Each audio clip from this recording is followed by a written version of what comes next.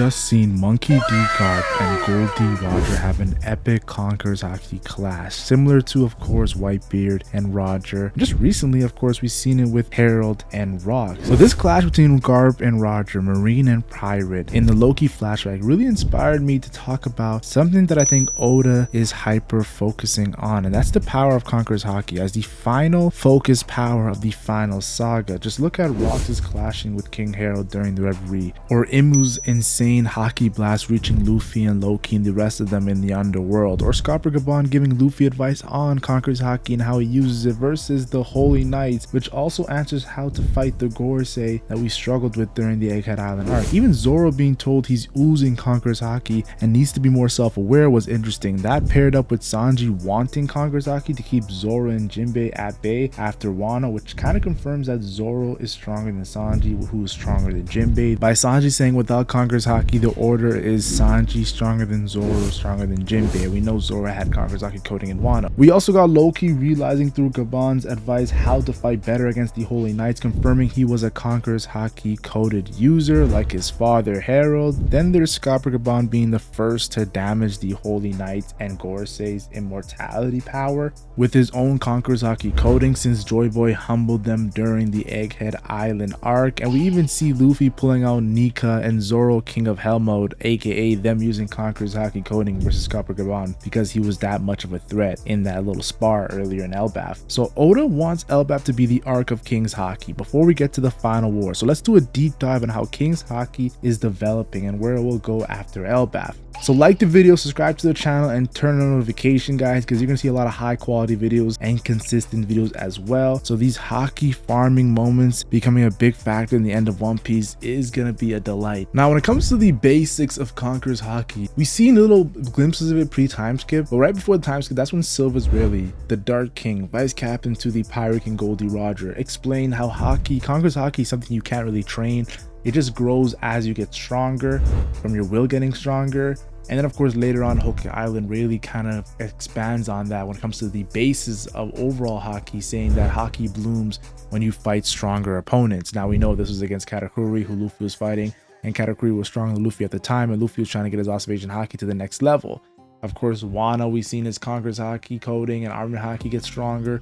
He was fighting stronger opponents. So Rayleigh definitely was speaking some facts. So Elbaf having his the left wing and the right wing of splitting the Conqueror's Haki is pretty cool, seeing the wings of the Pirate King being the ones to really develop Haki. And then we know they had no Devil Fruits because their captain had no Devil Fruit. He of course became Pirate King with no Devil Fruit power. Kaido said it, yo, Haki transcends all. Just look at Don Chinjao during Dressrosa. Now Don Chinjao, don't get me wrong, he's not a weakling, but he's not the strongest character in the series, even in his prime. But he was a Conqueror's Haki coded user, not coded user, he was a Conqueror's Haki user. And you have to understand, he said it best to Luffy during Dressrosa when they had their Conqueror's Haki clash. He said, you know how many people in the New World had Conqueror's Haki and their dreams were crushed? Like, this power is not as rare as you think. Yeah, pre-time skip it was, but post-time skip, you'll see Conqueror's Haki every now and then. It's when you get to, of course, those Conqueror's Haki coding that only a handful of guys can do. That's when you really see how Conqueror's Haki has levels, and you know I say there's levels to everything. If Elbaf's an arc of King's Haki, to me Wano was the arc of regular Haki, from Hyogoro teaching Luffy Ryo to of course Enma's insane Haki being output.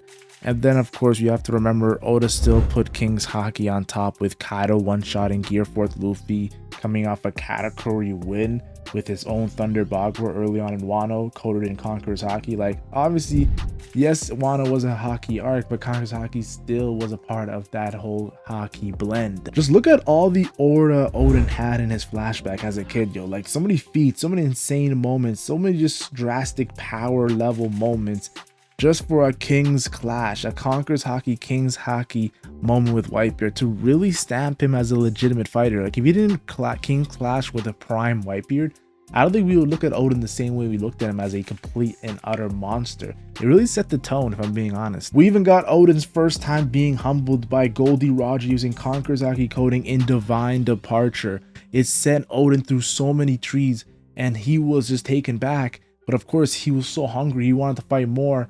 But then of course Whitebeard's like, yeah, sit down, Oden. This is where Conqueror's Haki coding is going to be a big thing, and you don't have that Conqueror's Haki coding yet. You just have basic Conqueror's Haki. It was a really eye-opening moment in this Odin flashback. This led into the first Conqueror's Haki coded clash in the series from, of course, like, you have to understand, it's different from Thunder Bagua and Divine Departure by Roger. Like, these are Conqueror's Haki coded attacks, but the first ever Conqueror's Haki coded clash, in my opinion, of course, was when, of course, Roger and Whitebeard went at it. And of course, what made this even better was Odin realizing their weapons weren't touching. Odin seeing the power, and Odin's extremely powerful with his Rio at the time, but to see another level to it and Odin's reaction, yeah, it definitely really put Prime Whitebeard and Prime Roger on a whole nother level to what we've seen so far in the story. Now, of course, this is also a moment of contention.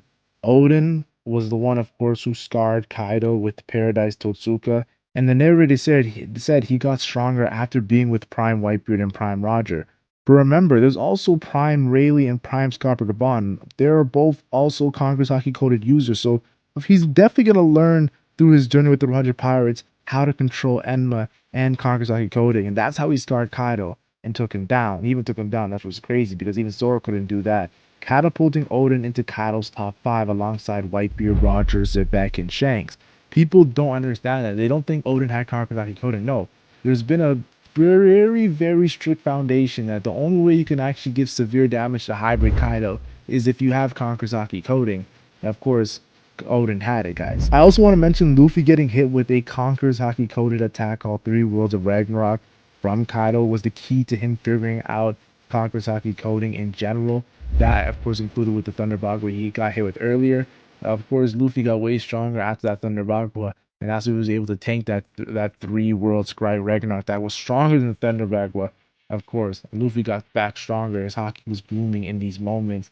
And the fact that it said 3 worlds in the whole mural, first world, second world, third world, definitely I thought was a really cool truth as well. I also want to mention how Zoro's Enma, like, pretty much taking out, like, insane Haki that even Big Mom told Kyle the dog. But then we see Zoro's Enma plus Ashura made him do Conqueror's Haki coding when he didn't even know he was doing it, which Kaido, of course, after being scarred, had to tell him he had the ability of Conqueror's Haki coding and just Conqueror's Haki in general. And of course, this also confirmed the only way to damage Kaido was through, or his hybrid form was through Conqueror's Haki. Now people say, why didn't Zoro take down Kaido, like put him to the ground? Zoro wasn't self-aware about his Conqueror's Haki coding, so of course his Conqueror's Haki coding was one of the weakest levels of Conqueror's Haki coding we've seen in the series in general.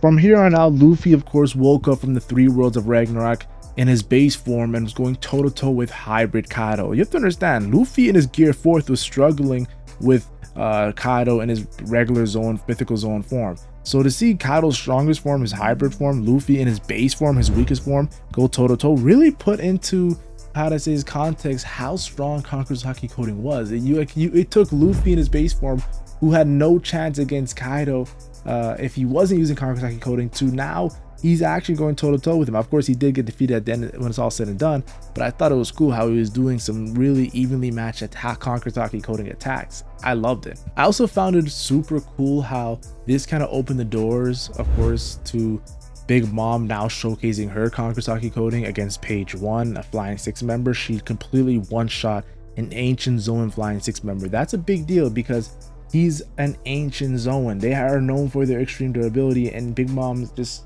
one-shot them with relative ease just with their Conqueror's Haki coding. Like, Oda really wanted to heighten this power after the rooftop. I loved it. Just look at Yamato versus Kaido. Like, Yamato as a kid revealed that Yamato had Conqueror's Haki, and of course we all know that Conqueror's Haki could be inherited. Garp kind of alluded to it during Marineford, so I wasn't surprised that Yamato had Conqueror's Haki, being the daughter of Kaido. But to see Yamato have Conqueror's Haki coding and showcase it versus Kaido in his hybrid form really showed you like Yamato is legit. If Yamato never had Conqueror's Haki coding and just had basic Haki with Mythical Zoan, yeah, she's strong, but that Conqueror's Haki coding is really what made her in contention with Zoro's and Sanji's. Honestly, some people would put Yamato above the characters of Zoro and Sanji. More so Sanji, but Zoro definitely too gets mentioned too as well, because Zoro wasn't really that controlling his Conqueror's Haki during Wano, while Yamato had a full-on control over it. Then of course we have to mention how Luffy came back and did a team attack with Yamato and Snake Man. And of course this Snake Man was interesting because it was a Conqueror's Haki coding Gear 4 Snake Man. And we all know Snake Man was what defeated Katakuri, but to see Snake Man get that much stronger in another arc was cool to see, and it was all because of Conqueror's Haki. Like, look how Oda took this Conqueror's Haki and just brought it to the next level. And I haven't even discussed Aked Island or Elbaf yet, so that just shows you everything you need to know. We would also see Big Mom versus Eustace Kid and Law, and there's also a debate, why didn't Big Mom use Conqueror's Haki coding like Kaido did against Luffy in her fight against Eustace Kid and Law? Well, if you actually look at context, Usopp was fighting on a different floor, and there was Conqueror's Haki being used by Big Mom that was knocking out fodder, and Usopp tried to steal it or like try to claim it. And I just felt like, yeah, the fact that they said that Big Mom was fighting on another floor and that's her Conqueror's Haki means that she was using Conqueror's Haki coding against Kid and Law. Like, why would she just randomly use Conqueror's Haki to knock out fodder when the fodder was on her side? So it obviously alludes to her using Conqueror's Haki coded attacks against Kid and Law. Not as heavy as Kaido, but she did use it during the fight, guys. It just wasn't shown to the extreme length that Kaido was shown, like just constantly using it. And just look at Luffy. Luffy, of course, in his Gear 4th, was using a lot of Conqueror's Haki coded attacks. He even had a name for it, Supreme, Overkong, and like just insane attacks that were doing heavy damage to Kaido. Now, it wasn't the what tipped the scale versus Kaido, but really showcased Luffy. In my opinion, Luffy in his Gear 4th Conqueror's Haki coding, to me, was around Admiral level, guys. Like, I could see him going toe-to-toe with Fujitora and Green Bull with the supreme attacks he was doing against Kaido. I don't think he was Yonko level at the time, but I thought he was super close. Now, of course, when Luffy brought out Gear 5, and his Conqueror's Haki was just oozing out of him when he woke up as, of course, Joy Boy with Nika. And of course, Kaido even commented on saying, oh, you have combining your advanced armor Haki with Conqueror's Haki coding and your awakened Nika form is just insane. Kaido glazing Luffy during the fight really showed how Gear 5's Conqueror's Haki was on a whole different level that I still haven't seen Luffy go all out with. Like, I haven't seen Luffy do what he did against Kaido in that Wano fight in the story yet. Just shows you how strong his Conqueror's Haki coding was just to take down the strongest creature alive. Now, after Wano, we did see some cool moments, like of course Shanks using his Wi-Fi Conqueror's Haki to pretty much stop Green Bull from going head to head with Yamato and the Red Scabbards. And of course, this was insane because we see Jinbei commenting on how strong that Conqueror's Haki was. I thought it was pretty cool seeing Shanks not even being on the island, but his Conqueror's Haki is so strong that he doesn't even have to use Conqueror's Haki coding or just even like be on the island. That's how strong his Conqueror's Haki base is. I think Oda really was trying to show that, like, if your Conqueror's Haki base is that insane, yeah, your Conqueror's Haki coding is going to be on another level when shown. And we know Shanks was always known to have strong Conqueror's Haki base because when Luffy took out 50,000 fishmen, Oda said that Shanks would be able to take out all 100,000 fishmen. I also found it very cool when Rayleigh came to save Boa Hancock. Of course, we know Rayleigh has ties to the Kuja pirates. We just seen recently when it comes to Rayleigh and Shaku and Clarissa and Roger. Like, yes, there's a lot of ties there. And to see Rayleigh come there against Blackbeard with Conqueror's Haki coding leaking off his sword, it was cool to see. And Blackbeard didn't want the smoke. Now, Rayleigh did admit later that if they actually did fight, Blackbeard would win, showing that, yeah, Conqueror's Haki coding is a monstrous technique, but at the end of the day, like, really wasn't in his prime. So his Conqueror's Haki coding is not going to be the best as he was back in the days. And we know that Conqueror's Haki coding, age is a factor. Like Whitebeard and Marine like we already knew this Garp recently against Aokiji. Like, age does affect your Haki. I think that's something that Oda's really been trying to stamp in the series. Maybe that's why Big Mom didn't really show her Conqueror's Haki coding on the same level as Kaido, guys. You know, Kaido has that ancient giant blood that makes him younger. Even though Kaido's pretty old, he's still younger in a sense because of that ancient giant blood inside of him. I know he's an Oni and everything, but I do think that ancient giant blood is in him with the horns and everything, and the Oz Jr. and Oz and Harold and Loki. Like, I can go on and on and on. Now, when it comes to Blackbeard and Conqueror's Haki, it's definitely interesting. Blackbeard's Haki has always been questioned. Of course, during MPL Down, Blackbeard commented on Luffy's Haki, saying it got stronger. Then, of course, we can also comment on during post-time skip, we've seen Blackbeard use Armor Haki against the Seraphim. And then recently against Law, like, it's not Conqueror's Haki coding or anything, but it looks like Blackbeard is showing some insane level of Haki against Law. And it could lead to the fact that his Roxy Beck's his father, it would be most likely that he has Conqueror's Haki coding. And the fact that Law got defeated in that sense, and Law, like, pretty much, we saw what happened to Big Mom and Law and Kid. I think that Blackbeard probably has Conqueror's Haki. Like, why would you give him the Yonko spot if he doesn't? Guys, I know Buggy and everything, but Buggy's a whole gimmick, guys.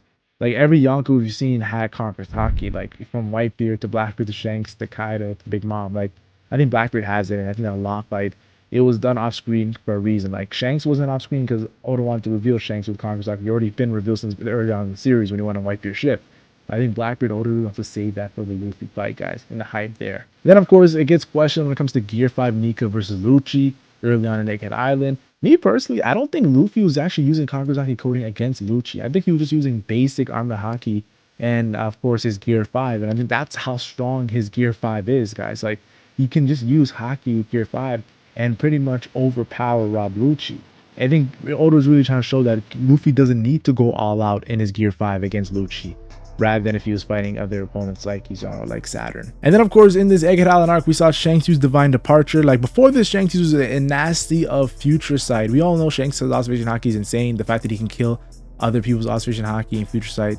He's the Observation Haki killer, that's his nickname. But the fact that he used 10 seconds to see into the future, better than we've seen Katakuri, Luffy, or Kaido ever do, and then use Divine Departure to take down Kid, and Kid almost died, and Killer even got into the blast. Yeah, there's a reason why they call Shanks the Haki man. And I think Egghead Island is like, okay, Wano was to develop Haki, Egghead Island's to show like, yeah, there's levels to this shit. Just look at right after that, Garp doing Galaxy Impact. I know in the Aokiji fight, he didn't really use Kakusaki coding that much. It was just more so extreme Haki and physical strength. And that's why Oda even showed them training to show how strong they were doing without Devil Fruits or Haki, just how strong they're using the ships as punching bags. But I think Garp using Galaxy Impact really shown that he has the potential to be insanely powerful, especially in his prime, because we know as he aged, he got older and weaker. Garp even said it himself that he got weaker. He's not the strongest as he used to be. But we always knew Garp still had basics Haki. Like we saw what he did to Marco Marine 4. Like Garp's Haki has always been legit. The fact that he damaged Marco Marine 4 with one punch, like I definitely feel like it's cool to see Garp go toe to toe with a prime Admiral level character in Aokiji, with only using Kakusaki coding in that Galaxy Impact. Like he didn't really use it that much in that fight.